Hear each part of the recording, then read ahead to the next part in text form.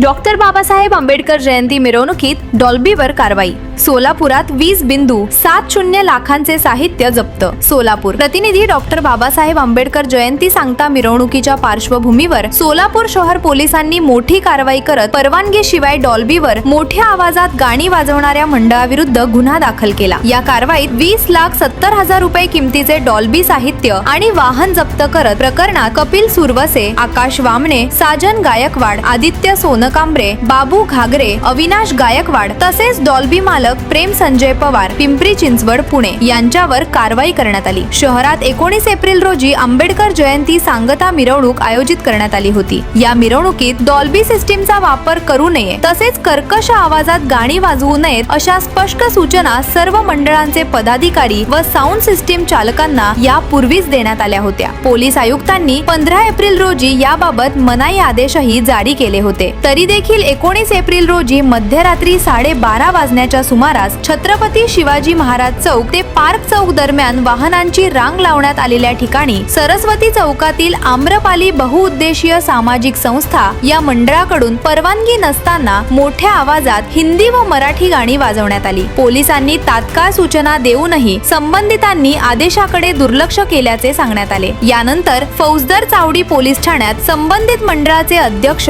व पदाधिकाऱ्यांसह डॉल्बी मालकाविरुद्ध गुन्हा दाखल करण्यात आला। पोलिसांनी 4 base, 4 top, 1 mixer, 2 amplifier, 1 power trolley आणि अशोक लेलँड दोस्त वाहन असा मुद्देमाल जप्त केला। ही कारवाई पोलीस आयुक्त एम राजकुमार, पोलीस उपायुक्त विजय कबाडे, सहाय्यक पोलीस आयुक्त प्रताप ओमड यांच्या मार्गदर्शनाखाली फौजदार चावडी पोलीस ठाण्याच्या गुन्हे प्रकटीकरण पथकाने केली। पुढील तपास सुरू आहे।